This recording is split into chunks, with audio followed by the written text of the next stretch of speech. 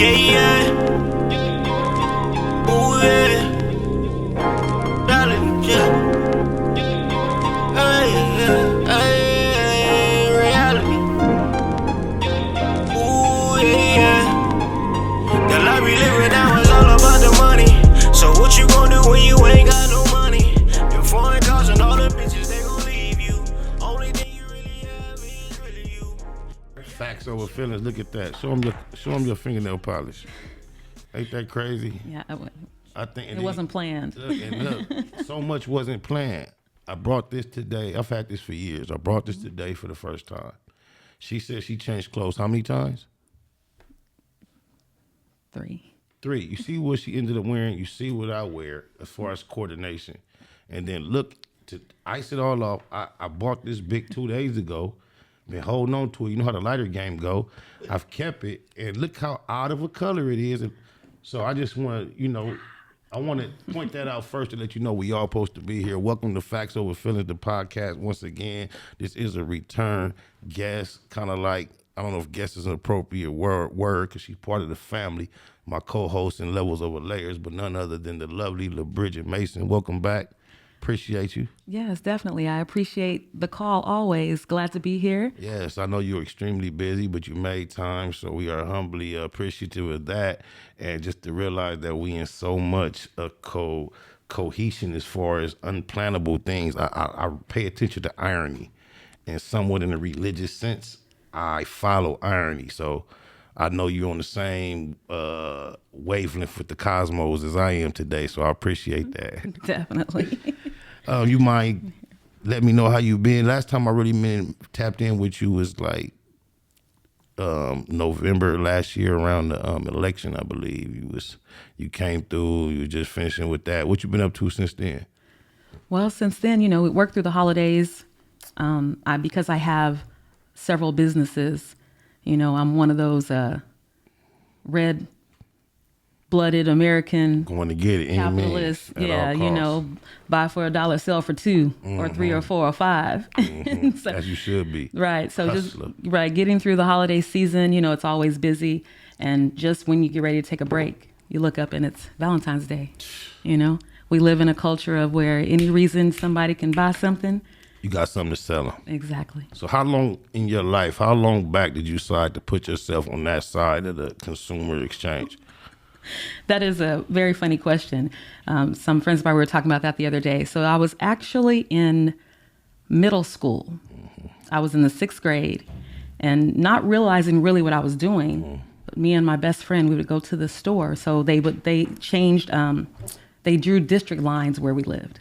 Mm. And so we ended up in the district where we had to be bused to the other school in the other city. Mm. And so we went to a school where there were predominantly Italian kids. Mm. And so they basically took all the black kids from one city so that they could kind of make the schools look mixed. From what city to what city were you bused?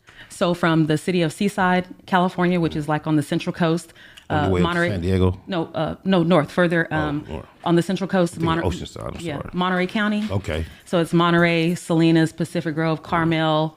Okay. I lived in the city of Seaside, and generally most kids in Seaside went to Seaside High. Seaside was predominantly black, however. Monterey was predominantly Italian white. And so what you ended up having was a white school and a black school. Okay. Of course, there were Asian, there was some of everything else, but as far as the 80%, of course, right? Okay. So then they drew district lines, and what ended up happening was kids in Seaside ended up going to the white schools in Monterey. Based on where you lived, it just was exactly a switch up. Right, and so me and my best friend, we were on those lines of going to Monterey. We went to Walter Colton Middle School. Did that offset the 80-20 to like a 60-40 on both sides, or was it still 80-20, you just happened to be in a different section? It was probably a 60-40 because you just can't move everyone. Right, of course. But it was still considered, because it's kind of in you, that Seaside was like the black and Filipino school and Monterey was like the white and Italian. Did the Monterey basketball team get better? Oh, absolutely. Okay, but go ahead. I don't want to throw you off. Right. So we, as we're in middle school and, in Seaside, like we have corner stores, and Monterey is kind of hilly with a lot of trees. And although they have stores, they're not so much prevalent in those neighborhoods. They got to get in their car and go to a store. So in the morning time, we'd go to the store and we'd get all the little 10-cent now later packs, 5-cent now later packs, all kind of candy. And we'd go to school and we sold them for 25, 30, 50 cent a pack. And we sold out every day. And so we literally just took tons of candy to school every day and made money off all the kids in the other neighborhood who just didn't have it readily available, or family wouldn't let them eat it, but they're at school and they had money. That was also the difference.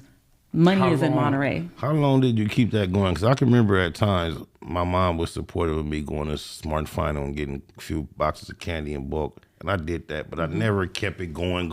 Did you keep that going? Yeah, we did that every year, 6th, 7th, and 8th grade. We did that the entire time. We definitely did. And it's interesting because in high school, we didn't do it much in high school because we were more active in cheerleading and social activities. But when I went to college and I lived in the dorm, you had the candy spot. I had the top ramen. I had the snack packs, all of that, because I went to a black school, historic HSBU. And shout it out. What is it? Philander Smith College in Little Rock, Arkansas. Salute. That's right. I went to a black college for a very short stint myself. Yeah. Huntsville, Alabama, Oakwood University, but go ahead. Yeah, so even in the dorm, and initially I didn't buy my product. My mother would buy the product in California and make a huge box for me. Does that gives you a fake sense of profit, huh? Well, yes, of your grind, right? Because I'm not buying the product, I'm not paying for the shipping. I've been in that position. Rest in peace, Aunt used to give me pounds. Love you, Aunt. Right. Oh yeah. So she would send me huge boxes, and I would just stack it up in the dorm room, and I'd use some of it, but I'd sell most of it. And whenever I needed to go, Uncle, love you, cuz. But go ahead. Yeah. And if I needed to go, I was learning business sense. That was my first taste of embezzling. In a sense, because I would sell all the stuff and then I would use the money to do whatever, and then I need more stuff. So oftentimes my mother would just get another box and send it to me. But there were probably 5 occasions that I actually rolled took my profit and rolled it over and bought some more. But I didn't do that very often. Usually she would just bail me out and get another box. At that point in life, you never clipped your wings back then. You relied on that process every time you needed it. Oh, exactly. I did. And now I did get a job. What was your first actual entrepreneur venture outside of your mother's support where you realized you still had this skill set as an adult? And when did you realize you knew how to get it for low and sell it for more? Well, that was the 6th grade. That came first. Yeah, after my mother just bailing me out as an adult, when I realized, I got to do this without the support. Yeah, what was your first? I was still in college, but then I started I'm an anti-aging skincare specialist. So I started to sell products for a skincare company. Is that why you look so young? Why, thank you. Go ahead. I appreciate that. Yeah, products work. That's right. So yeah, I was, and in that business, this is where I'm looking at rent, light, water, gas. And so I can't afford to sell everything, pay all these bills, and then be left with nothing. So you're forced to run it like a business. Have I been perfect? No. Of course not. But I definitely understand it. When things don't show up right, I know why it's like that, what I did wrong. And it's actually a blessing because now, as I have multiple businesses, I'm able to run them, just with better understanding and. And what I've encountered in my family and my personal experience, family members of mine who've gone into business for themselves. Actually, 2 brothers, and they both went into the same field. They specialize in the same field, and they are experts in their actual craft. However, as business owners, they weren't successful, and having a conversation with one of them explained to me how, it's one thing to become an expert in a service, but not an expert in business. And because they knew everything about the service they were providing and nothing about business, they weren't successful in the actual business. So I'm kind of familiar up close on how it's more than just being able to know how to make a good burger. You have to market it, sustain it, promote it. Go ahead. It's interesting. Too many of us, I won't say most because I don't even know most people, but there are too many people who start businesses from the standpoint of a customer. And that is where I can cook. This tastes good. I know how to do this. If you're sitting at a table in a restaurant and you're watching things in your mind, you're like, I can do that. What you don't see is the labor cost, the overhead cost, the product cost. What you don't know is that sandwich that you're eating, the reason it is $15.99 is because they needed to cover that overhead. The fact that they paid 50 cents for the piece of meat and 10 cents for the piece of bread. And you're like, well, why is it so much? Because the food costs, the labor, exactly, the insurance, there's so many other things. And that's just what needs to be covered. We do need some profit or we're going to be out of business, right? So, and that margin often is a lot smaller than you perceive as a customer. Exactly. People always think it's smaller. I mean, they think it's like larger. huge, right? They think like, Especially oh, they're making all this money off us, Right. you know? But they're really not. Correct. And so I have seen many people who start businesses, and because they know how to cook or they know how to do this, and they forget that sometimes the most important part of the business is the boring stuff, is the paperwork, is understanding the tax laws, is understanding the business license fees, is understanding the rules and regulations, the, city codes. Not always, definitely often. Right. And then oftentimes what we do is we won't even pay someone to handle it because we're like, I can do this. I know how to do this. I can't afford to pay someone. But the truth is you can't afford not to pay them. I like that. That's the truth of it. I like that. And so even when we're talking about business, just give them a little bit of, because I've learned so much, and I've gone to tons and tons of business workshops. And so oftentimes people, they're like, well, what's the success in business? And I'll tell you right here, if a person in business, if they can learn these few things, you never spend money while you're making money. And they don't really know what that means. Yeah, I was about to ask you, can you articulate that a little bit? So if I came here to set up and sell some products after I did my presentation and all of that, let's say I walk out of here with $1,000 in my pocket, you are not to go to the gas station. You're not to go to the grocery store. You're not to do any of that. That is technically not your money. That is the business's money. And you want to treat it like you work at some fast food restaurant. The money that's taken in is going into the bank. And when we do our books and our payroll in a week or 2 weeks or however we do it, that's when that money's going to get touched. So if you're just starting out, you may not be able to do it the first week or maybe the first month, but that's because you need to create something to actually work off. But once you're working, and sometimes it can be challenging. And Indeed. So, it can be challenging because you're like, oh, I want to go somewhere. Oh, but I'm broke. If you were working for Billy Bob, you'd have to wait for that check. You'd be broke still and you couldn't go. So do not use that money and go. Not only is it going to offset your books, it's going to mess up your paperwork. You're not going to do your books right. And that is the base of embezzling. That's deep, because the average one of us that's thinking about business, they think about everything but books. Exactly. And that's probably where they're supposed to be starting their whole thought process. Exactly, because a tax person, her name is Lynn Richardson. I really like the information that she puts out. But one of the things that she tries to tell people is that the tax code was not written for working class. The tax code is written for business owners. That's why people who work are like, man, the taxes beat me up. It's not for you. It's for people who own property and own businesses and put things into the community to create this world in a circle. So we're working, we're putting in, we're taking out, we're putting in, we're taking out. If you're just going to work, you're doing a service for someone, and then you're going to just buying stuff. But the person that's providing that product and they're the ones that's keeping the economy going. They're the ones that's offering you something. You see what I'm saying? Yes, you're taking your money, but if you didn't have your job anymore, can you create anything? What are you creating? No, I definitely understand the dynamic of what you're expressing, and I salute your entrepreneurship. I just applaud someone, because you seem to be quite academically profound, but to be able to be someone, because usually academics translate more so into the corporate side of the world, but it seemed like you took more of a practical approach to getting it where I know it, I can get it for this, and I can sell it for that, and if I could do it enough times on a more consistent basis, then, and that's the side of the exchange that you choose to be on, and I think that's the side that we need to be on as far as a community. Right. Because it seems like, if you hear testimony from other communities, you always hear this said, other communities, before they take $1 outside of themselves and spend it, it circulates amongst them multiple times. So, right. And from what you're saying, that starts even on a personal level. But excuse me, I apologize. I'm gonna put that one on production. That was funny, but I appreciate. I know our introduction went quite a little bit longer than I expected. A reintroduction.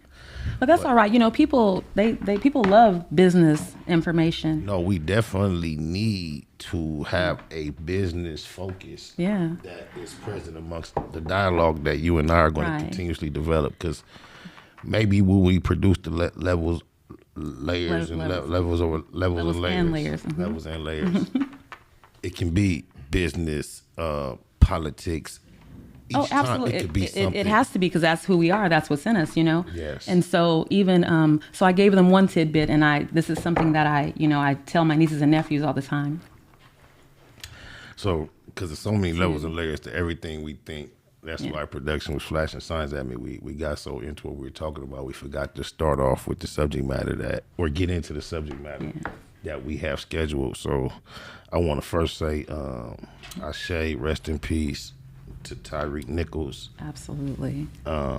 Send condolences to his loved ones. Definitely. Which for some reason I feel like includes myself. I feel like I'm his loved one. I realize for all intended purposes, other than the certain specifics, that he could be myself. I realize that right now they are burying him at this moment almost. Mm-hmm. So I intended to just, engage you in conversation around, all the things that have been publicized associated with his death. Get your thoughts, your ideas, allow you to express yourself on what you think about, and we can just have a little dialogue about the death of Tyreek Nichols and all the things that are implicated. From the George Floyd to Rodney King to what are your thoughts on his passing or his murder? Yeah, definitely on his murder. Mm-hmm. It's crazy how there's just so many different angles to it. The fact that it was, well, first of all, the fact that the media and everyone else is like, oh, it's 5 black officers. But there are a couple more officers that were involved too that haven't been mentioned. One with a taser in particular. And the white officer who had a taser. And so, why do you think? I mean, fuck that. Go ahead. So even when they're just putting it out, the narrative, heavy headline, 5 black officers. If they even put the white officer in that group, they would just be saying 5 officers, not 5 black officers. So that'd be the uniform being targeted or focused upon versus the individual. Exactly. Okay. Exactly. Because oftentimes, if you go back and you look at where they've been white officers doing something, they don't say white officers, they say officers. I've noticed that in reports, period. You'll hear male 18 or such and such. And it's never, they're white because the race is not mentioned. I notice that often. Go ahead. Right. So by them doing that, they're like, look, y'all doing it too. That's kind of what they're saying, right? And then they're like, well, you want us to act swift? You want us to do things? So as soon as we watch the video, everyone's arrested, everyone's fired. So you're going fast. So I was going to ask you about what's your perspective on the fact that all of a sudden we see what the general public perceives as inappropriate behavior on behalf of law enforcement. And immediately there's firing without pay in place, which we haven't seen. No, we've seen suspension with pay. Often, almost every time. Almost every time. So do you think what we consider systematic racism is that blatant that even when their integrity is being documented in real time, they're comfortable being that opposite? Is that what it is? Or are there other factors involved that all of a sudden we see the first group firing immediately? Do you think it's based on what we just perceive initially? So I personally think that it's a little bit of both. I think that they were like, we have a chance to show them that we're going to act swiftly and we're going to be different and we're going to do something different. Why? Because we just watched what happened to George Floyd. So we want to make sure that we handle this correctly on one hand. On the other hand, it's like, who cares about them? Like, they can go. Like, we ain't worried about it. And I'm almost excited that they did it like that because they've set precedent. So now when they hit us with regardless of why it was done that way, it don't have to be right. Yes. Anybody get hurt, to the point where they lose their life, something like that. And I don't care if the officer's green. There's no other reason. You can't tell me a reason why you need to wait to take action, do anything like, no. We've already decided that when this happens, this is what we're going to do. Especially when there's so much documented video And because in every case, it's the same thing. Even just in this case, in this particular case, after the video came out, they look at the police report. The police report doesn't match the video. Are you aware or not whether or not Candace Owens has made commentary on this subject? I'm so curious as to what she may have to say on this subject matter. I have not. I'm very curious because this is what I want to iterate right here and implement just so people won't get it fucked up. Even when we talk about the racial implications and then you want to say, oh no, they were black. The conditions of or plight of our people in this country, the uniform, which is typically blue, is used to neutralize blacks into where now everything that they apply their energy toward is on the side of the white. So people think it's so elementary where it's black and white. There is an element of that. However, the numbers in the current climate dictates they have other tools in place to where they need some of the blacks to be whites. They can't paint them white. Right. They can't make them white. Putting the blue uniform on them lines them up with the system that is what we consider oppressive, not white even, just that system. So I don't even look at them as black officers at this point because I can't imagine these same black men at any other time treating that individual that way outside of some type of gang, and they're not on that side of the law. However, I want to know if you're aware of any other motivations that may be possibly reported to be amongst the other reasons why he got this ass whooping, bad driving or resisting. Right. What else? Well, there are two other motives, and I'm gonna, because you mentioned the word gang, and because they're outside of that, but they actually were not, because they were a part of a gang called not just the police, but also another internal one. They had a group, Scorpion. And that, let's just think about the name Scorpion. So you're meant like you're bad, like you're going to who the leader at the top of that was? No. Gender-wise. It's a female. Oh. Who was transferred from Atlanta because she had the Red Dog group of officers, and she got caught up in all type of controversy where one of her officers was doing some interaction with a underage female, and she got caught up pulling strings to help him try to beat it, and she got kicked out. However, she appealed it and won her appeal, and instead of but not her job, so she had to go. I think she had the opportunity to return, but instead she took the job in Memphis, and immediately she was Red Dog in Atlanta, and she got to Memphis and started the Scorpion shit. And it sounds to me like she had the opportunity to keep the job on paper, but not for real. Perhaps so. Perhaps so. Because they're good at that. They're good at that. We're going to get you here, but we're going to ship you somewhere else. When you're really getting fired. Right. But we're going to ship you somewhere else. You're somebody else's problem. Right. However, the point I was making is the controversy that she had in Atlanta restart a new chance in Memphis. Her name was popped up in controversy immediately when she got there as well. Wow. And she just keeps it cracking. And it just gets, I wonder if, when we look at some of these other incidents throughout history where our people are assaulted by officers and there's less of a reprimand immediately. And we start saying, wow, all of a sudden it's a group of black officers that did it and there's a different reaction. And we spoke about it a little earlier, but now my thoughts are going deeper to like a lot of times in the past, based on, the pigmentation, you never know how high up there's a relationship that causes to where, regardless how stupid it look, we got to make this decision. I wonder in Memphis, when you go up the ladder, there's probably not many, it's probably just as many black people up the ladder as there is on the bottom of the ladder. So with us being the ones most disgusted with this type of police behavior, it's probably why they received a more immediate justice, because there's none of those relationships in place at the top over there to block it. Well, this is the thing, when you think about a city that has a large African-American community, the lady that was on, the female officer, she's their chief, right?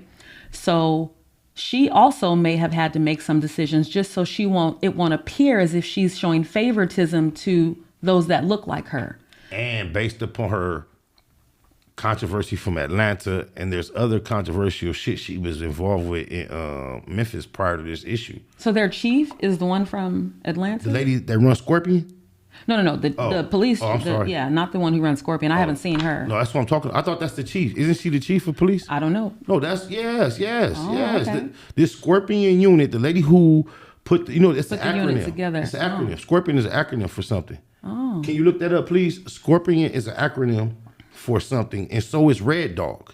Oh. So she was the chief of police, I believe, in Atlanta for a certain time, and she had this special unit called the Red Dog, and she got caught up with some controversy under that. Then she went to Memphis, started a whole nother special unit. It's an acronym for something, but it's called Scorpion, and now this is being blowed up. Yeah. And it's a very small amount of time in between this. Yeah. So she's basically being kind of like pegged as a cancer. Yeah, I could see that. But Street crimes operations to restore peace in our neighborhoods. It almost seems like she accidentally said we're going to commit crimes ourselves to restore peace. yeah.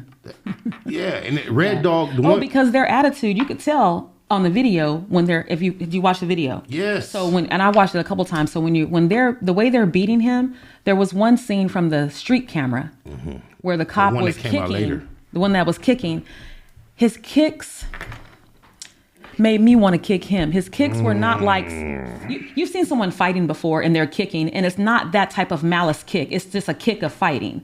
But his kicks almost had a little skip of joy. Do you see how he kind of skipped and kicked? The Bible says. Like a little skip and kick. The Bible says for a man to see his wife with another man is enough to make him want to kill. The Bible says this. And now I am aware that there's a marital element that is permeating amongst this story. Please expound what it. Yes. So then I'm watching video, and so they're letting us know that Tyree, he worked at FedEx. Bless your soul. Yes, definitely. Rest in peace. And he was a FedEx employee, and he also worked with another lady there, who is the ex-wife and what do you call him, baby mama of one of the 5 officers. And so it's like, That's all it takes. because when you're watching him being beat, there's a lot of anger. There's a lot of, so then when that comes out, it's like, they was riding for his homie. I don't know if I missed it or not. Did you just implicate that Tyreek may have had relations with one of those officers' wives at some point or another? So that is the I don't even know if it's a rumor because I'm trying to put it on you, but that's what I heard. No. So I did. So this is the thing. I'm calling it a rumor only because the wife hasn't come out yet to say anything. Okay, bless your soul, too, lady. I don't know, because if you had some love for that man who lost his life in that fashion, And she's hurting too. and if you wasn't being scandalous about it, Well, that's her ex-husband. that's what I'm saying. If he was just hating and you was just loving on this nigga that lost his life, a skateboarder who wasn't no thug, because that's why I brought up Candace Owens, because she always seems to point toward the character of the individual that is being highlighted amongst us, like she did George Floyd. What can she say about this dude? Have you heard anything? Is there anything negative they've been able to attach to him? No, and I haven't seen anything. Even there's videos of him skateboarding, jumping over stairs, doing his thing. He went to work. He worked at FedEx, and he was like, they said he was always in his own lane because he was a skateboarder, so he didn't worry about hanging out with people who wasn't what he was about, and he just did his own thing. And you guys got to understand, in Memphis, in cities such as Memphis, more so than ever, there is a communal energy, especially when you're dealing with black officers, that doesn't exist. So when you see whatever you might think you might consider a slight bit of resistance, that gap is a lot more wider than it is in LA, Chicago, New York, because often this is their reality. You see the police officer that you went to high school with them. It's a very more communal environment. So for them to be, that's what we all beg for in these cities like Compton, and Brooklyn, and Chicago. Is we ask for more officers that look like us for a typical fair chance. That's why this is such an extreme event, because here it is. That is in place. And for what we see, there's no reason to treat that man like that. Well, that's why the implications are there. They're literally saying that Tyree had a relationship with the ex-wife and baby mother. And although that's his ex-wife, that there was obviously jealousy, whatever, because there is a report that says he took a photo of Tyree on the ground and texted to his ex-wife as if to let her know, we just beat his ass. Now what? Wow. And so if all of that comes out to be true, because I worked for a cell phone company, when they tell you that they don't have access to your texts and all that, it's a lie.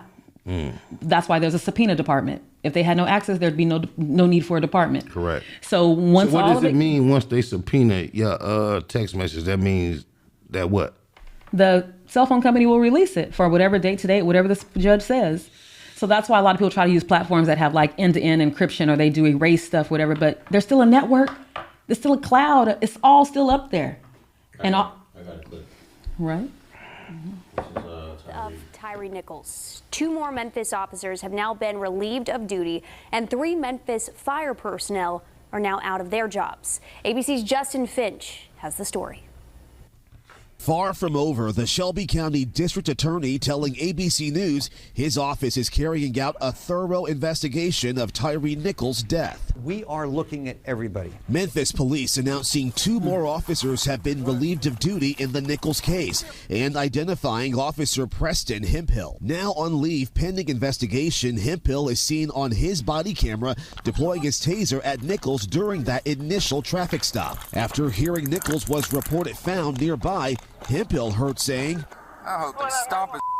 Hemphill's attorney says he did not go to that second location where Nichols was beaten and is cooperating with investigators. But Nichols' family is wondering why Hemphill was not identified sooner, releasing a statement saying, "It certainly begs the question why the white officer involved in this brutal attack was shielded and protected from the public eye, and to date from sufficient discipline and accountability." 5 now fired police officers, all black, face second-degree murder charges. The Memphis Fire Department announcing 2 medics, Jamichael Sandridge and Robert Long, and their lieutenant, Michelle Whitaker, have been fired for failing to adequately assess Nichols on scene after he was beaten January 7th. Nichols died 3 days later.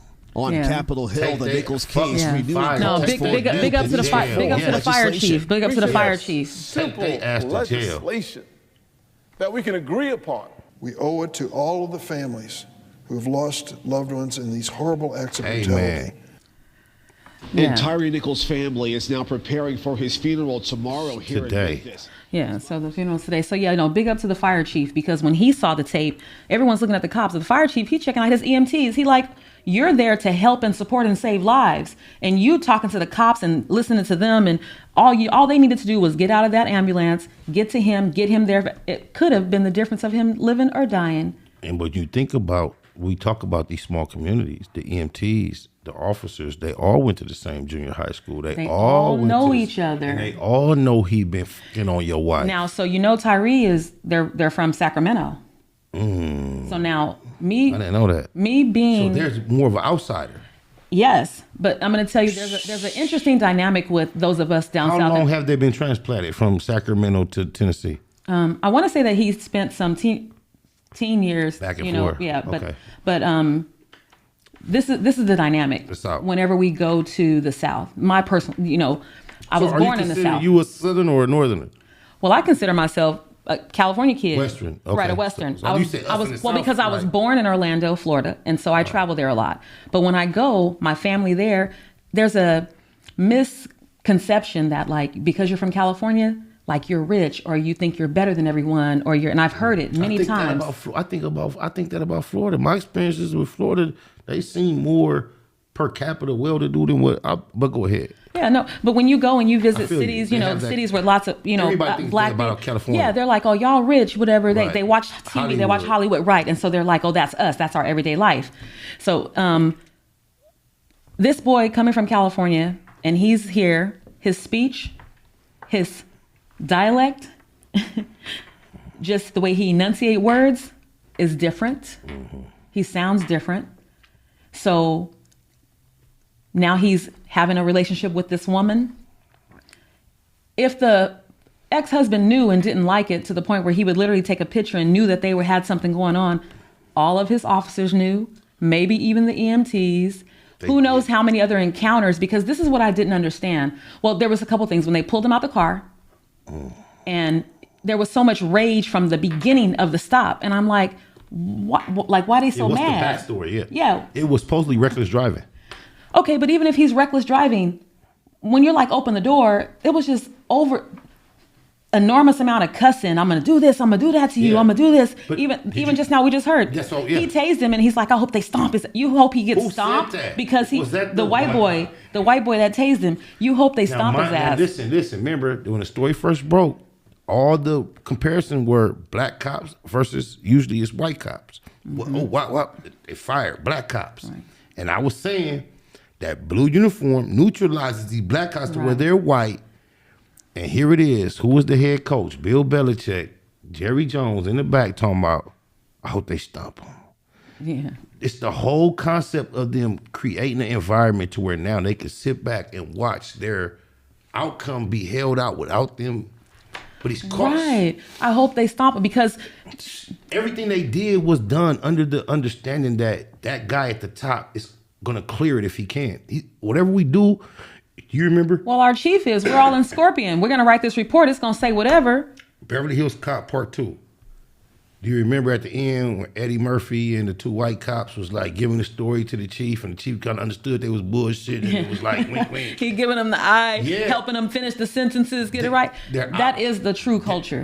Yes, they operating under those assumptions. And I hear the white guy who was going to be responsible, they got caught on camera fucking up. So he was already going to be, he tried to separate himself. But we got that one bit. Yo, that's your ass, cracker. That's your ass. So I would think that the reason he didn't get fired instantly is because he didn't go to the second scene. Not because he's white? No. No, I'm saying that's the justification reason. Like that's the reason. That's the reason. If I'm the chief, that's the reason I could put on paper and be like, how was his activity on the scene not involved in any of the initial reports as far as even, that's how much the black people that was involved are being loyal to the code they think is going to support them. Right. You know how they've been seeing, they grew up as kids watching this, what they call it, the blue line, they don't cross it. They thought it was, that's just like they tell you about the Masons, black Masons. They tell you think you're Masons. As far as the secrets that the Masonic orders probably, they act like they Farrakhan will tell you, and I'm not promoting Farrakhan, but it's just on the subject matter. Farrakhan will tell you, man, you don't have no secrets. You're only to a certain degree a part of what's going on. Right. It's the same thing with these black niggas thinking that black shield, that blue shield, it fell on them. Yeah, definitely. Because even when they think that they're in, they're not all the way in. Even when they have one or two people that get to go in the boardroom and they're sitting back thinking, oh, when they come out, they're going to tell us. They still got a mortgage and a family. They're going to tell you a couple things, but they're never going to tell you what's really going on in that room because they themselves got 1 foot in and 1 foot out. I look at it like, I think about the movie Life. I know some of my motherfucking metaphors and my connections are like fiction, but I think about life and the little black motherfucker who held the shotgun. And like, gunline boss. Yeah. It's like that's because you know what? I don't know why it's so deep rooted in us that white is right. So we always want like what's on their side. We want what they have. We want that. If we could suppress that urge, imagine how our communities would be different because we'd shop in our neighborhood. We'd purchase things from our people. We'd look. You just brought me to it's Black History Month, the first day. Yeah, you just brought look me at that. To the whole concept of Martin Luther King and all that motherfucking energy that was pushed towards segregation. Integration versus accepting segregation. Right.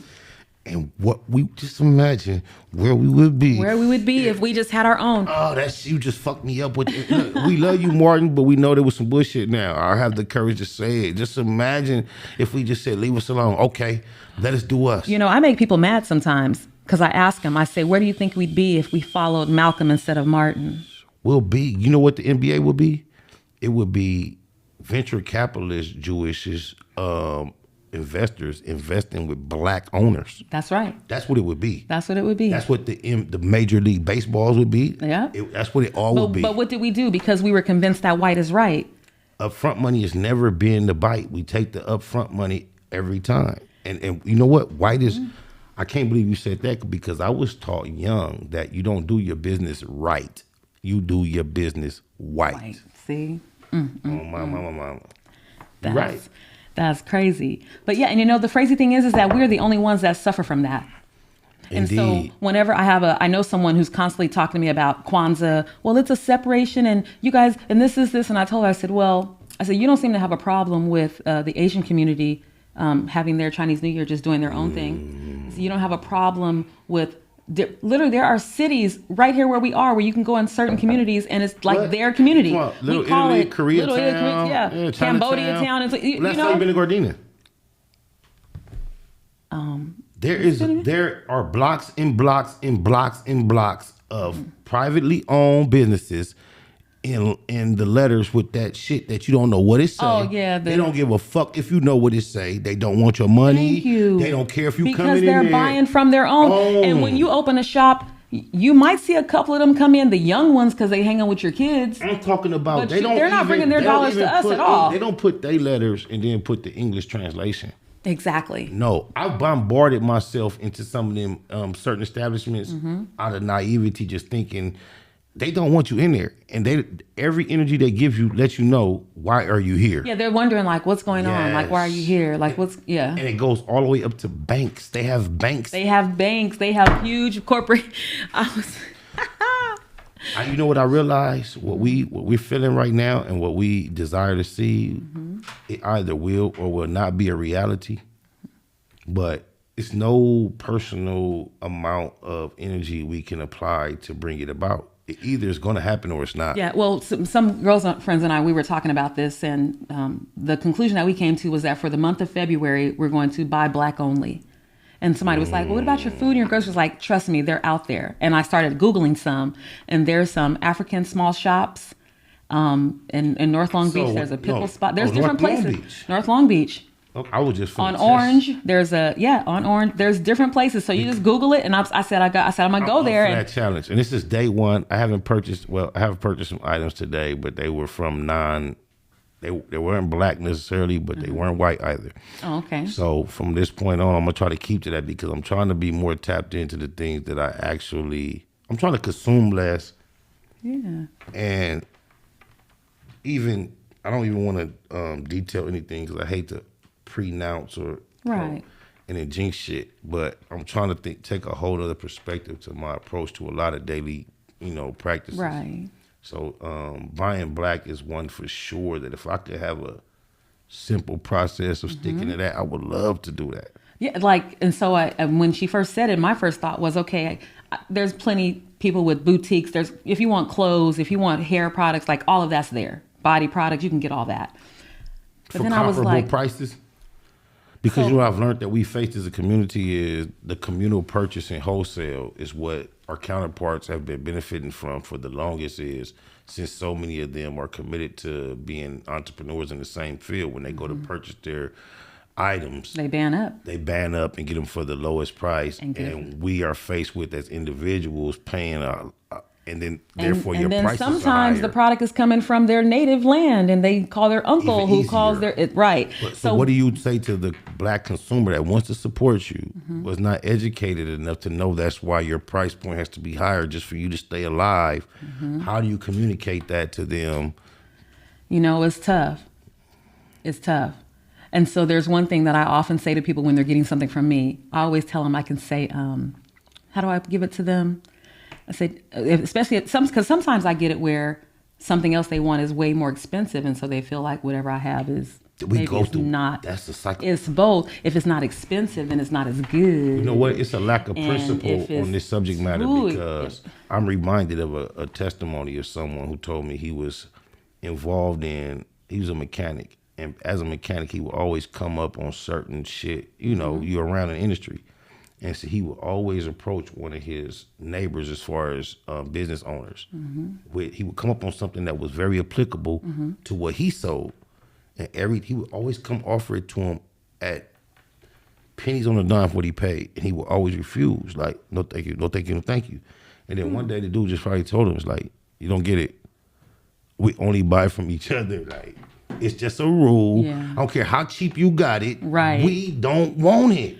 If we could put principle over profit for a period of time to where we realize it would equal to more profit for our population. Did you hear all those P's? I don't know if you did. Yeah, I did. But I'm just saying, if we can just focus on that, and I think there's going to be enough of us that do it eventually. But no, definitely. But the challenge of the price and letting the customer know, I always say the same thing. Depending on the situation, I always tell them you can always pay more, but you can't buy better. You can always pay less, but you can't buy better. You dedicate yourself to actually acquiring that type of product to where you can put that commitment on it? Yes, because as a business owner, the one thing that I do not like is refunds. Definitely. So what I sell, once it's left my hands, I expect you to keep that. Right. So I can't sell you trash. And if you come back, I've already done my business to the point where I know you're going to lose, no matter what. If we have to take this to the legal situation, you've lost. But if you're my customer, I don't even have to ever go there, because if someone does come back, I already know there's only a couple things. You didn't have enough money for it anyway. You actually just need the money back. PayPal for $80 saying I didn't deliver the product. I went and did my little research. I appealed it to PayPal and they won. I don't know how they won. I don't know what I owe these people. I said I don't even know what I'm supposed to pay you. But, I don't know. And there's a lot of that with the e-commerce. There's a lot of that. They got me for 80-something. Yeah, I just rely on my tracking numbers, my shipping, and the photos, and the shipping system that I use. I send them the photo, the tracking number, and usually what I do is, because I have a list of things that I've shipped, sometimes I even send them an automatic text message and be like, it's arriving today. But you know what? It's a business thing. Typically, in a general sense, it seems to be.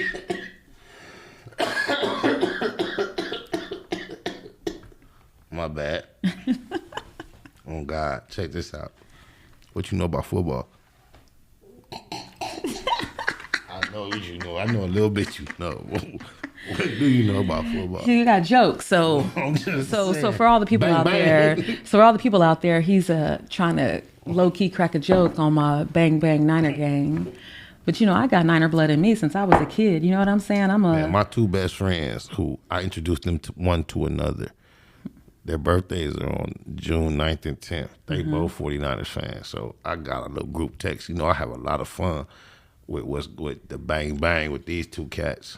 Shout out to y'all too. I ain't even say y'all name, put y'all on blast, but shout out to both of y'all. June 9th and 10th, Bang Bang. Yeah, Bang Bang Niner gang. Yeah, you know what? I'm still, I'm since Montana and Rice. You know what I'm saying? Okay, you was born and raised. Hail Mary into the end zone. People like, we're down, we're gonna lose. No, we're not, because Montana's gonna put it in the sky, and Jerry gonna go take it out the sky. So you went from Montana to Young, and then you roll with them beyond your pigment with the Kaepernick. You stayed with them. I thought we would have a great black flight after how they did Kaepernick, but y'all stayed with them beyond that, and you got to see the ups and downs. You stuck it out. Then Purdy got out there and gave y'all that hopes, and then right when you thought you was gonna bust a nut, it's like,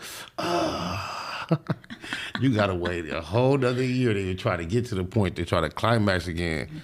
That's cold. How do you do that? That's a cold way to I just thought that just happened to come out of That's cold. Me being very familiar with your life, I know you got the capability, but I don't know about the rest of the Bang Bang gang.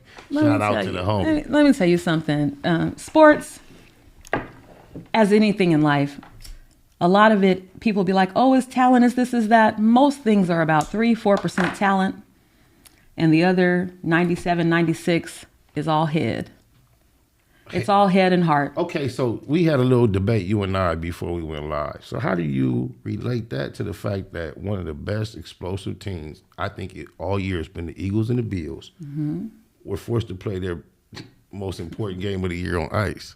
They had to go from an NFL elite team that was tracking well with what they call next-gen stats, right, to a team that had to all of a sudden be part of Disney on ice and be the team that can deal with the pressure of the playoffs, be the team that can make these elite. You think that's fair, or you think, fuck your personal feelings about who should have won? Think about in the broad sense of this question. Do you think the NFL should move toward regulated playing conditions similar to the NBA, or if they're going to commit themselves to tracking and paying players based upon their performance, and especially the most intense moments? Do you think it's generally fair for a person who's grew up in California all their life, gets drafted to the Bills as a rookie, still a star, doing everything right, and then on the biggest game of my life, you're going to put me on cleats, on ice? You think that's justifiable in an industry where injuries can end a career so short, you think you can follow me down the path of the idea that the NFL should be sophisticated and responsible enough to regulate the playing conditions? Am I making sense? Talk to me. You are absolutely making sense. Do I believe that they should go down that path and change that, whether they build domes everywhere? I think they will. Or even if it's a stadium / dome where, they have them now where they open and close depending on the weather. They have to have it. And I think they should have them if the wind or the rain or the snow, either of those, they should have a set mark. Anywhere, you should be obligated to regulate that. Because can you imagine? It exists. It exists. The high schools in Orlando, Florida, the high schools, because there's always thunderstorms that come. So if there's thunder, they may still play. If it lightnings one time, then they're on watch. And then, at least for the ones in Orange County right there in Orlando. And then if it lightnings twice, and this is what one of the players was telling me, they call the game. So people be at home waiting to see if they're going to call the game or not. They play with Mother Nature. They play with Mother Nature. Well, they just watching the weather, and then they're like, we're calling the game. But just think, that one could be the one. The first one could be the one. Yeah.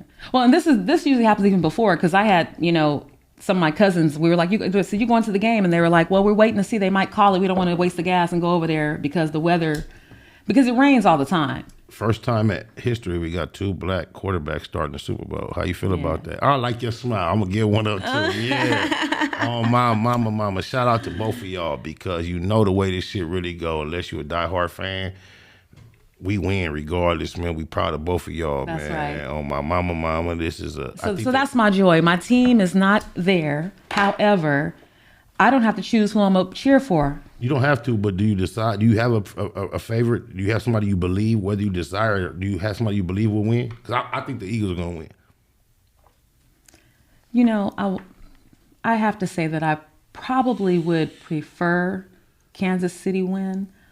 And that's only because leading up to the game with the Eagles this past week, I was just up to here. I mean, I was done with everybody talking about how they're going to take it all. They're going to take it all. So because they beat my Niners, there's a part of me that's like, I want to go back to those people and just be like, well, what's this about they taking it all? You're utilizing. That's my emotional stuff. You're utilizing the emotion. That's my emotion. But that emotion is what creates what we have as an industry of professional sports. Without that coming from fans, there's no such thing as a game. But if those people hadn't been on my last nerve for a whole week, I don't know. I would probably say that the Eagles deserve it. All emotions, because my team is the Rams. So we were irrelevant after week 5. It was obvious what nothing happened. Yes, and you don't have a song that bangs. Okay. Just so you know. I'm just saying. I'll take that. However, I'm telling you, from a person that understands football without any emotions involved, the Buffalo Bills, and I don't know who else has ever stated this, I'm telling you from my perspective, the Buffalo Bills and the Philadelphia Eagles and the San Francisco 49ers came on later, and they were less obvious, even though they were just as sturdy. There's been no teams better this year than the Bills and the Eagles at the top of that. So for them to be at this point in the season, I'm not surprised. I'm not surprised, and that's why I say it had minus the emotions and minus the people getting on my nerves for a week. I would say that the Eagles probably deserve it, right? And they should win. However, had y'all pulled it out, no one could argue against that either. No, because that's what we do. You had a utility, a utility sense, like a utility knife. It wasn't the big play, even though McCaffrey or Debo will give you a big play, right? The fact that Purdy you had a very big story. Like, so all that, the games is fixed and all that, in the long run, the story to fix would have been the 49ers story. Listen, that's why, whenever there's championship games, you know how sometimes they'll have like a young rookie player. It don't matter what the sport is. And he's doing a lot of stuff, but then we get to the championship game, and if it's baseball, they go to the senior, to the vet, and he starts to pitch. Right. If it's NBA, the original starters, they start.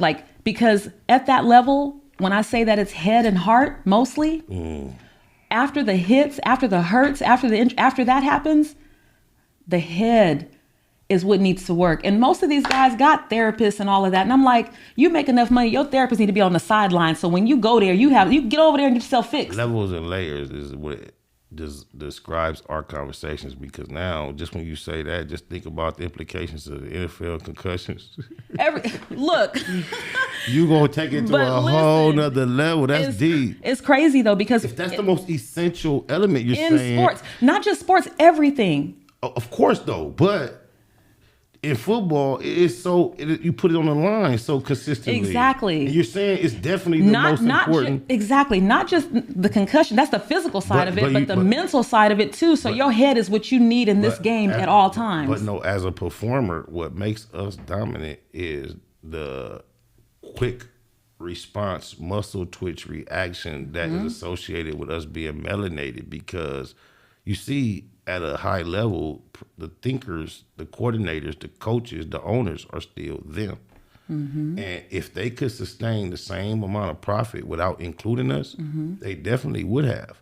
However, the performance that is exciting is encoded in our DNA. Exactly. How many white boys have you seen love y'all, all the big tough tight ends, all the slight little, they're Decker dudes, y'all do y'all shit. But how many white boys you see monster niggas with the one hand to stretch, to fall over, to flip, running and leaping and spinning, and it's like we dance on the field and we dance on the court because we got coordination and we're moving. I want to say this before I say anything. I love everybody upon the face of the earth, but you use the perfect word, the D word, dance, and just vision folk of them dancing and then four of us dancing. It's just a difference. It's a different, because it's like we feel it in our soul, and when they're out, what it is? But when they feel it, the movie we talked about, the new Lauren London, the white boy, they got a scene at the end where her and him is dancing. Do you see the difference? And they highlight it, kind of he's doing the little. Look, you ain't got to look at a movie. You can look on one of these social media platforms. Look at a little video. I can't really explain. I was a cheerleader through high school, through college, all that. I can't really explain a person's lack of coordination. 3 daughters, 2 of them are out of high school, but all their lives, when they wanted to bring up cheerleading, I always said you could cheerlead as long as for a white organization. You're not finna go cheerlead for none of these black shits. What? All that popping. You mean like it? Oh, no. I guess it depends on the community where you live. Every black one. Oh, wow. Name the black one that don't teach the little black girls how to pop, wop, wop, wop. Wait, no, are you talking about like those drill teams? I'm talking about from...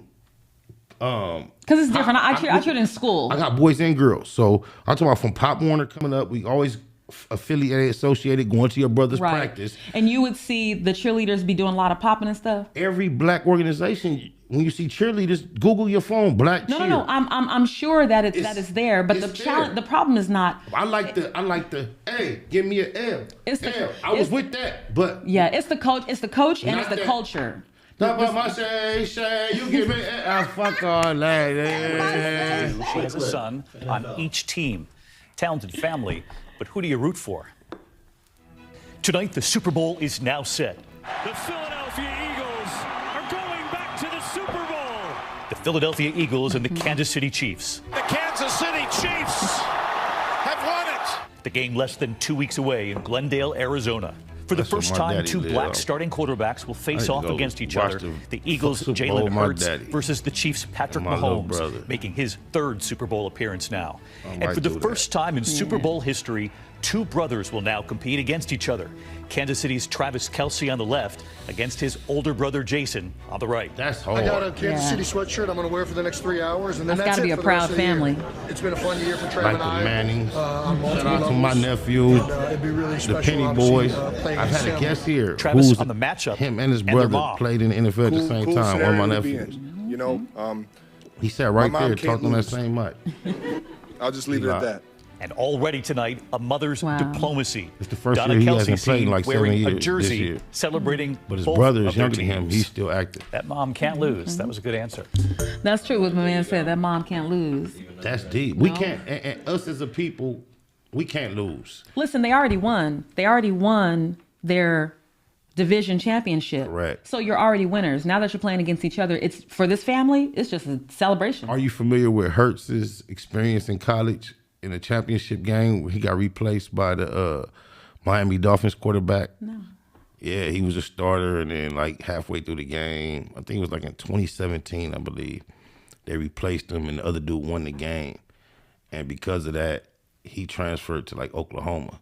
Shout out to Woods. I got a stepson that played for Oklahoma too, but he went to Oklahoma and did his shit. So like him being in the NFL as a Super Bowl quarterback right now is like a story of like I would love for you to see a documentary on what I just said. It's the story is we love Mahomes too, but dude got one of them stories. It's kind of hard for you not to be hoping for him to get this. Yeah. No, like I said, you know what? And come Super Bowl Sunday, we'll see. You know, because it's going to be one of those days for me because my team, I don't have any. No, I appreciate those days of sports that bring out. I know you are you're a fan. However, you don't look like a typical fan. But this Super Bowl is one of the ones that are going to bring out everybody that looks like you who's not a fan. Like Mayweather fights used to be. Right. I love that energy on those days. Look, you know, it's interesting that you said that because I want to say it's the last time that the Eagles were in the Super Bowl. It had to be 2018. I think I watched that in Vegas. And they were playing the Patriots. Yes. When Tom Brady got scared to catch the same pass. And listen, that was a game that brought out when that wide receiver got laid out in the first quarter. Well, just, you know, the tainted story, forget the game, the tainted, you know, image of the Patriots with the cheating and this and all that. So what you have with the Patriots is you have those diehard Patriot fans, but you have so many people who just don't like Patriot haters. Tom Brady announced his retirement this morning. Yeah. But he announced it once before too. No, but I mean, this time he came back and he referenced the first one and explained why this one was going to be short because he said you only get one long emotional retirement. So I gave you that, and now he like I'm out of here, and I can imagine Michael Jordan wore 45. It is never mentioned. Brady didn't trade his number, but he basically wore number 45 and did what Michael Jordan couldn't do. He went and got a championship first year elsewhere. He probably should have retired right then. I think this is the one. Yeah, I say wait and see. Somebody had a rumor report before he announced. You have the belief in excellence that every real excellent motherfucker need. A motherfucker, you still believe in it. That's what niggas need behind them, man. When they say behind every great man, you got a certain. He had that to an extent, but I think he had it to a too great of extent because she was a type of. She had to be humbled. She was a supermodel. Yeah. So to tuck your whole attention up under him for that long, it's more. He must have been waiting. He must don't really want to be still because. How much more can you ask from a supermodel to play that much of the background? He pressed it longer than anybody in the world ever pressed. Think of how many rings you won, goddamn it. Shout out to Brady, though. I ain't never finna like take her aside, but perspective-wise, there's levels and layers. Oh my mama. I'm gonna blame it on you that it changed subjects, but it was me that time. I take credit when it's on me. Oh God. No, that's all right. He there was a rumor report that somebody mentioned his name and they mentioned the 49ers in the same sentence. And then that was before today, before his announcement. That's the most ironic thing you could say, because if you take the exact 49ers we have and put them at where Purdy just fell off, the 49ers would have won the Super Bowl if he would have been sitting in that seat.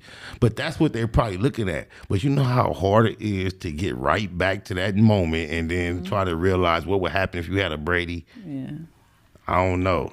Well, when I just remember when I was reading the report, I remember reading it, I remember thinking I was one of those Patriot haters. Always in sports, I've been a fan of excellence. Yeah. I never really tapped into baseball enough to really pick a team.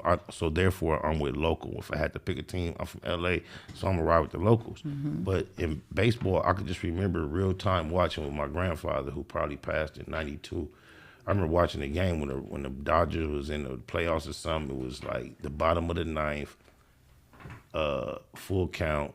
I think his last name was Gibson, white boy. We was down by a certain number. It was loaded bases, and he hit a grand slam. It was the perfect shit. So I love Michael Jordan. I love Kobe Bryant. I like when the Lakers were Showtime, not only were they local, they were excellent. I love Mayweather. I love Tyson. I love other shit. I love excellence in each sport. I've never been a big fan of nothing. I just like to tap into excellence. So yeah, that's always been my draw towards sports. The Michael Vicks, the Randy Mosses. Yeah, basketball. I'm more of a individual. I've had my teams in the past. I would say Golden State is my team now. There was a time that I was a diehard Phoenix Suns fan. Nobody could stop me, right? And what is it that makes you attached to an actual organization? How do you grab that other than this being where you're from? It was Penny Hart. I was watching a game. I don't know what it so it starts with an individual. Right. It may have even started with just a beef. Someone in the room and whoever this team is playing, whoever they was cheering for, because I wasn't feeling them. Let me just say this before. I had you all black. I was glad you jumped in. What I was trying to say, Jordan came back, wore 45. He should have never did it. Brady came back, went from the Patriots to the Tampa Bay Buccaneers, and still made it a success story. That's the difference. So it's cool for him to go. But go ahead. Yeah, no, I feel what you're saying. Right, he got it. It's cool for him to go. Yeah. It'd be even cooler if he went to a whole nother team instead of retired and got another one. He got action, but in your personal life, all of a sudden you see he's been very more posting pictures of his children, and I think. Well, it makes you wonder if the divorce has something to do with like, when are you coming home? No, it's no wonder to it. I'm quite sure. Like maybe you promised me that you were going to play till this point, and then you extended it some more, and then you even extended went to a whole other team, and you still extended it. All that would be typically proceed, and I'm first person to see that. I'm like, yeah. Remember, I was saying, plus she's subduing what she probably could be the center focus of a world similar to his, but she subdued that because of. But then, her subdue is actually at a more disadvantage, because as she ages and gets older, what she does for a living is affected. But the thing of this is, at the same time, if we're going to assume him being traveling and being caught up in all what he was doing, we don't know what he's knowing she done been involved in throughout that process. So that's true. We don't know how they met at that point. So I don't even want to even speculate. Right, we have no idea. And relationships are very complicated. And I would assume, he's not, he's respectful enough to not discuss any of that publicly. Right. But I would assume if he allowed it to disintegrate that, he has to be unmotivated to keep it together based on knowledge of something that even if he deserved it based on the fact he was unavailable or stretched it beyond what they talked about his rookie year or whatever. Right. I believe there has to be, she had to at some point before it was separation, it was activity that showed him she was fed up. I believe it. So if we want to assume, we can assume anything. We can. Shut off the time. When I the goat around this motherfucker, which brings me to Shannon Sharpe, if you don't mind, because recently, I believe we got a clip. Not yet. Okay. Not yet. Yeah. Brings me to Shannon Sharpe though, because Shannon Sharpe in the last 3-4 months, he's like outside his position as a public figure that has been successful as an athlete, and then transitioning to the media and is articulate as someone we could respect because he wears suits and he sits there prestigious. And he hasn't embarrassed us. He's amongst the darkest of us, who is always perceived to be the most intimidating and the most ignorant. Even with a speech impediment, he has become someone we could celebrate alongside Singletary or someone like that. He transcended. Then, he had an outburst. He's our dark-skinned Ahmad Rashad. Yes. and Ahmad Rashad, and I don't want to shit on him. For some reason, I was too young to really make a judgment. He came with a Bryant Gumbel type.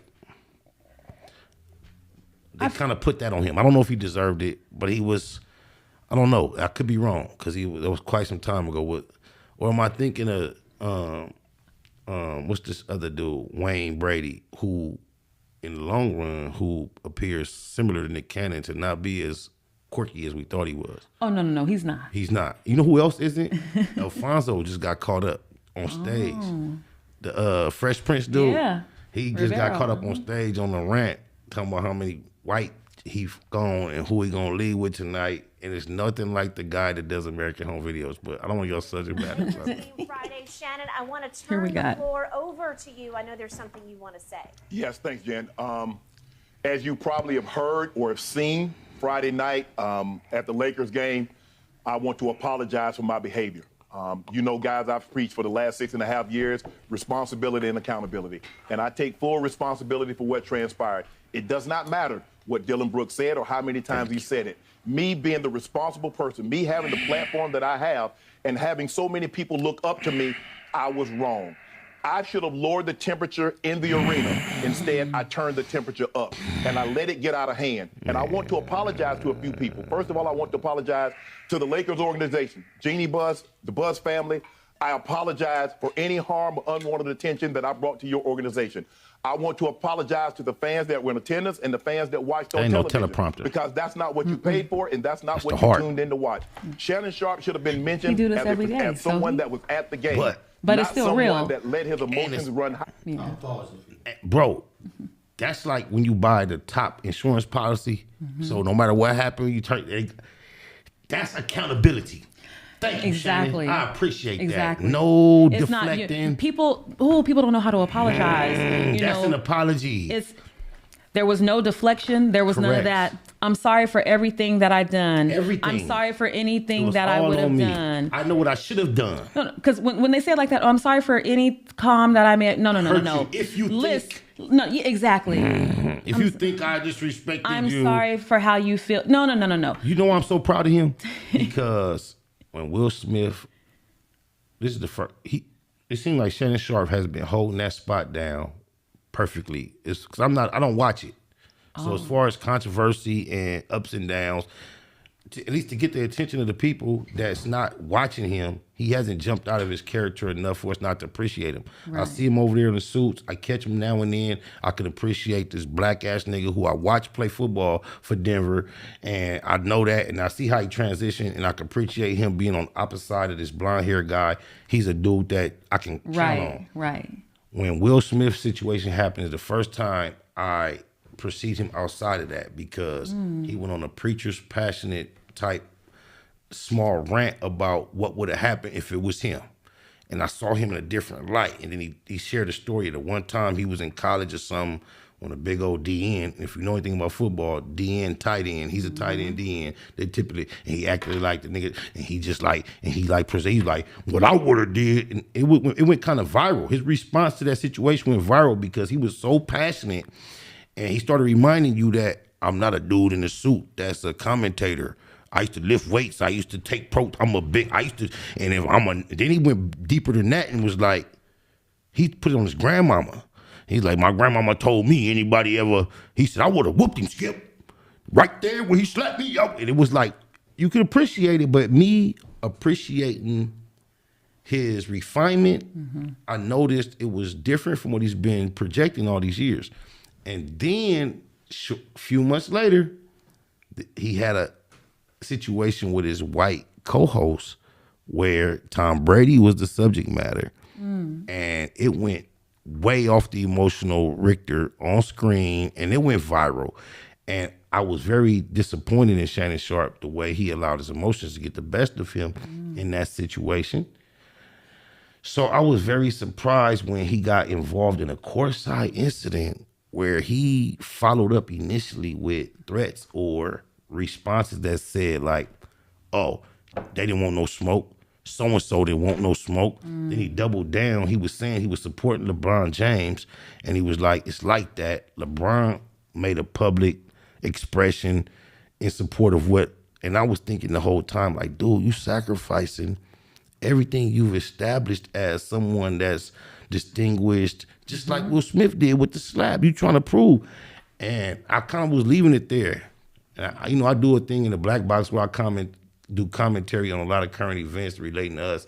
I haven't spoke on it. But before I could use my platform to speak down on Shannon Sharpe, that apology, if apology is worth anything, is worth more than I don't have nothing to say. If you can be a man enough to say that. As someone that was at the game, not someone that let his emotions run high and get out of hand during the game. I want to apologize to the Memphis Grizzlies. Organization and fans, I am sorry. More specifically, I want to apologize to Dylan Brooks. He is a fierce competitor, and seeing him up close, I get a sense of why he is what he is and how he's wired the way he's wired. Bruh, I apologize. I wish you the best of luck the rest of the season and continued success. Ja, it was a privilege and an honor to watch you up close and personal. Skip and I talk about you a lot of times, but to see what you do, you're able to elevate, lead the floor, contort your body, and finish at the rim is unbelievable and extremely impressive. And I want to apologize to you. I also want to apologize to my stylist, Hollywood. Bro, you had an impeccable record before you took me on as a client. And I want to apologize for my behavior because you were in attendance. And if I caused any smudge on your resume, I'm deeply sorry for that. I also want to apologize to LeBron James because y'all know how I feel about him. And he supported me through thick and thin. And bro, I'm sorry that I put you in this situation, that you had to support me in something like this. So I want to apologize to you. I want to apologize to my family. I want to apologize to my brother, my sister, my mom, he gonna do my way kids, better in the future. and my grandson. Because one day you're going to be old enough and you're going to see what transpired in that arena. Amen. But I also hope you get an opportunity to see this apology that I did. Because I was wrong. And I'm never going to be too big to say I'm sorry. I'm never going to be too big to say you a big that I was man wrong. too. And in that situation, I was absolutely wrong. And last but not least, I want to apologize to you, Turbo. You've been great to me. I appreciate everything that you've done over the last 8-9 months. I want to say I'm sorry. Again, to my Fox family, FS1, guys, I'm sorry for any unwanted attention that I brought your way. And I hate that you have to answer. No one should have to trend because of something that I did. So I want to apologize to anybody at Fox or FS1 that's had to answer questions on my behalf. What happened to Shannon? Why was Shannon doing this? I'm sorry. I apologize. I'm not perfect. I am not. And I'm never going to say that wasn't Shannon Sharpe because that was me. That was just me getting out of character. And I'm sorry for all those that saw my action and took offense to my actions. I am sorry. Man, class act Thanks for apology, man. You can't ask for nothing more. Yeah. People are required to do so little less. And now you can say whatever is why he offered that, but it seems sincere, appropriate, unscripted. Appreciate that, Shannon. I think that's the part I love about it because it really did seem like it was from the heart and it was completely unscripted. That wasn't written.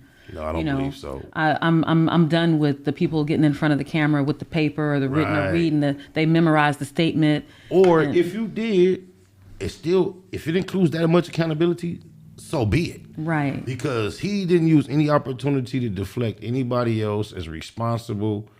That took a lot of courage. It took a big swallow of that lump in your throat. I love about the swallow is the fact that he actually considered the effects that would have on not just a few people in this organization and that, but everybody. The man said to my stylist, because if I'm your stylist and you're Shannon Sharpe, I get to tell people, if you, with your permission, that you're my client. That's going to get me other clients. But right now, my whole visual is what he had on. He was Dougie with the little, it was like a blue and white. Right. So not only is he helping to refute those people who may hold it against the stylist, but he's still giving him even more clients. Like if I'm going to give you attention, I'm going to make sure you get some clients. Right. I'm apologizing and I'm hooking you up. Like I'm doing it all. And you know what? It cost him nothing. So when I see people doing the little fake stuff, I'm like, it don't cost you anything. Shout out to MREC because in MREC TV, go tap in if you ain't tapped into the spooky hours. He got a new movie up on Tubi right now. Go tap in and all that because there's a few people. It reminds me of another biblical story of the 10 lepers where it's reported that there was 10 lepers that approached Jesus. And they were sick. They was begging for healing. And he healed them all. And he told them all, go run off and tell everybody who did this for you. And he said they all ran off, but only one of them came back and thanked him. And it seems like in the experience I have, especially in the industry, it's so rare to find somebody who appreciates a genuine extension of, I'm doing this for you just because. Yeah. And that seemed like what you were just like describing. Because, people don't look out for each other. People would take a blessing and forget where they got it from and be way on a whole nother page. And you be looking like, they definitely will. People also miss who their blessings are. You know what I'm saying? The way we first met, our encounter, and spiritual. Just even deep. For this show. You gonna save it for the L&L, or you gonna break it down? No, we're gonna say the story. But what I'm saying is, even just looking ahead from that day to this show, to what we have in the future. I absolutely know who my blessing was attached to. Did I know it that day? No. So when people leave their house every day and they set out for something, we always have in our head our plan, what's happening. But I feel like, when you receive a blessing from the Most High, don't you ever shit on that thing. Respect it throughout the whole process. All of it. Amen. If there's an issue or something like that, recognize that's the enemy, because that's the blessing. This is the enemy's job to mess it up. So when the enemy come in there and create stuff or give you shiny things and do things to you and have you unfocused and off, come on, you got to stop and embrace yourself and be like, wait, why is this happening? Oh, the blessing is that big. Because if a blessing was nothing, the enemy wouldn't bring no strife, no issues, no nothing. Everything would be so easy, smooth, started moving, rolling. Why? Because whatever you're doing is not for the glory. It's not for anything. It's not happy. You know what I'm saying? So if you should know that we ever have an issue, we ever have anything, no. We bringing it to the table. We gonna deal with it. We gonna fix it. The enemy has no place here. As we should, indeed. You see what I'm saying? Indeed. I'm remembering and I'm recognizing where the blessing come from, and that's what I'm saying. Yeah, but then look. Yeah, look, and it wasn't even thought about. You have silver, metallic, and even black and white, and this is the first time I brought this is today. And look, am I lying? If you know how much I love sparkle, when I walked in, y'all was talking. I looked at that shirt. I was like, oh yeah. I mean, I humbly. When I leave, you can leave with it. Because I was like, oh yeah, no. To the wash I dryer. almost told you. I almost said, I'm taking that. You can have it. For sure, it's on my mama. But yeah, so I'm just like, but people forget that. They forget that. You know what I'm saying? He could have thanked everybody and. The stylist, he could have thanked any and everybody and just left a few people out. How long was that clip? Was like 2.5 minutes? 3 minutes. 3 minutes. That could have been a 30 to 45 second clip. He could have and the world would have been sufficed. Thanked LeBron, the Lakers organization. I'm apologizing. Yeah. He could have did LeBron, the Lakers organization, the Grizzlies. He could have just did a few people, the organizations. He didn't even have to name owners. He could have just said, and the owners and da-da-da. He could have done it so superficial. Do you watch boxing at all? I do. What's the last fight you watched or been aware of that took place professionally? You know what? I'm gonna leave it alone. Listen, I think I ain't gonna take you there because that'll be extra credit over time. Anyway. But wait, but this is what I do want to what I wanted to bring up. You were talking about his apology and even how Will Smith did something. And when you mention Will Smith, you can't help but think he did it for his marriage purposes, right? Mm-hmm. And so then it makes me think how a person functions in their marriage, which makes me think of Gabrielle Union with her little recent statement about the fact that. You know, because she brought the bag, because she was the breadwinner, that she felt entitled to be able to do whatever. And the funniest thing about that is Chris Rock, after his divorce with Malak Rock, in his first stand-up, he said, you know, I just did whatever I wanted to do. He said, I messed it up. I messed my marriage up. He said, I felt like because I made the money, this is my money, I can do what I want to do. Shaquille O'Neal said the same thing recently. Yeah. Like, this is my money, so I can do what I want to do. Right, like it's your money, like you, and maybe it is your money. Maybe you are the one making it. But you think we live in a society? But this is your help me. This is. But I mean, she's bringing something, whether it's her head game, you know, her. But now it's no longer her. Sounds Gabrielle said me too. Right. Now do we live in a society where that's the bottom line? Hold up. When finances? when I saw her do that, I thought to myself, that's such a young, immature mind. I'm gonna tell you why. In the businesses that I'm in, I have friends that make like $100,000 a month in their hand, cold hard cash. These women make so much money, they make money 3-4 times circles around their husbands. As a married woman, I will tell you this, it is not ever healthy. Well, first of all, you want to make sure that you hope that your spouse can handle your income wrapping around his 3-4 times, right? Most men, and I don't know most, but I'm gonna say most men, it's a very thin line. You know, they don't really. I have yet to meet a man that says like, I don't care if you make more than me, and really mean it, like really mean it. You know, they always feel like they're going to be emasculated. We are rare. We are rare. We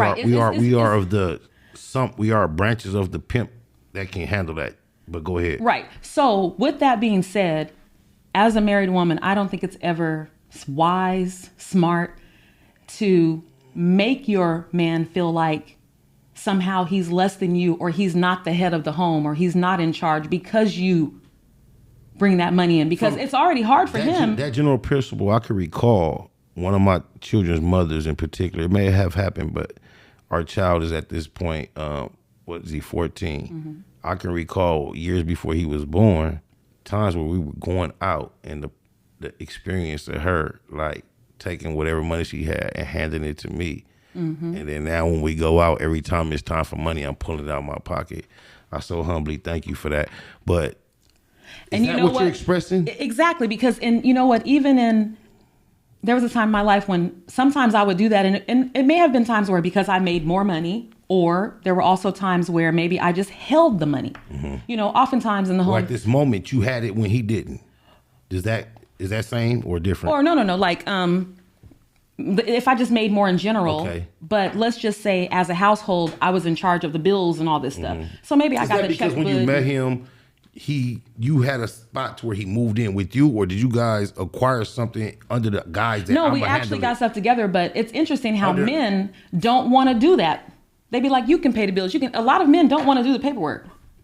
No, I was trying to say that like about an hour, 40 minutes ago. I was trying to say, and remember I got the choking. Yeah. if he don't get lazy with editing, he'll be able to connect these thoughts. I was about to say something and I got the choking. I lost my thought, but I was gonna say that's a feminine thing, at least in our culture, that we learn to rely on. It's not just our culture, because I can recall. Shout out to Puto. When we used to work for Rose Communications and we used to go downtown. Rose Communications, you remember when we used to do the boost cards, the boost chirp? It's prepaid, you get the boost cards, $20 cards and all that.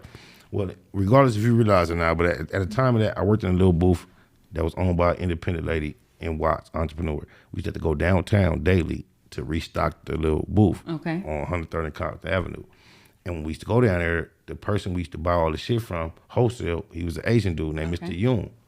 In that motherfucking little business, he had a lot of employees, black, white, Mexicans, but his wife, when you couldn't spend cash, she was the one you had the cash to. Oh, okay. And she can't speak a lick of English. She can count. And then, what? She can count. This is how I've got the 5-minute note twice, so we like 15 minutes over our time. Love the production crew. Love y'all, man. Appreciate me. This is the end of it. I just want to say this on this subject. I know it's off subject, but it's on subject. I just want to give her, Miss Yoon, I've never seen her like this in my life. We were responsible for taking, on a bad day, $1,200. On a good day, $3,800 down there, this little booth to transfer cash. Right. Every now and then we in Watts. Imagine how many times we get hit with a counterfeit $20 bill. Wow. Swear to God, you could take $6,800 of ones, tens, 20s, 50s, 100s, and put one fake 20 in that motherfucker. You could put two of them. And she had a funny way she used to fold the money around the back of her hand, and that she used to roll at real fast. And she just, and every time she, it weighs different and it feels different. She was that good though. What? What'd you say? I'm talking about she didn't take no. It's when she counting the shit. It's a gang of bills. I'm talking about the counter machine at the bank. She the human counter. Imagine that machine. And as soon as she just, and we know it's 3 of them in there, and we know we done gave her about 700 bills to make up 1,100, 1,200, but it's ones, 20s, 50, and she going through the motherfuckers, and I'm talking about the exact moment she touched that motherfucker. But yeah, shout out to the ladies. Often, we got to find a way, people. If you care about, making that dynamic together, you got to find a way to coexist, appreciate what one another brings to the table, and respect it as well, because there are strengths that the opposite possesses that we need to make the union a powerful union, and we have to respect them, appreciate them. I can sum it up as that, if you're willing. He said, if you're willing. Yeah, well, since the 5-minute mark, I won't. No, we are about the 25-minute mark. He is not as patient as he's pretending to be. Well, with that being said, I guess I won't comment on Gabrielle's new title. What the internet's giving her. We're gonna get at we're gonna have to. Matter of fact, look, what we owe ourselves as far as production. Yeah. Let's get it done, and then we can. We definitely can. We definitely can. Level of layers, but when y'all doing that little boy, the way y'all doing them, and then you got Super Bowl, it's still relevant to the Super Bowl. She also out publicly showing lustful energy toward one of the quarterbacks that's appearing in the Super Bowl. And see, that's all that's bad. We everybody needs so much healing. At the same time, they have the child that has gained so much attention, catching headlines in a dress for like a formal that's associated with high school. They're highlighting the dress that the child is wearing. And if you focus on the photograph, from this portion of the child's photograph to this portion, bro, I swear to God, just imagine, I don't know how he's a teen, right? Or Zaire is the name, is a teen. And if you look at a complexion of a black person, the type of brown, and then you're going preteen in the man, this complexion from the nose area down to right here is like a twice a shade darker than up here based on the 6 o'clock shot that all this that you see is about to develop is present. The structure of the face. Right. You stand next to his daddy and he's like this close to his daddy's height. Right. And you realize, damn, this nigga daddy in the NBA. This is about to be down there 7 feet. Feet finna be about wearing size 17s. And he trying to hold his hands or her hands. Appreciate you for coming. We out of here. You see what they doing? They finna shoot at us. Duck. Don't leave me hanging the camera on. Yes. FACTZ FEELINZ is another one in the can. Definitely. We coming. We're coming for you. The lovely, luxurious LaBridget and SPI, the most Easty, another one in the can. Shout out to the whole crew. Much love. FACTZ FEELINZ. The life we living now is all about the money.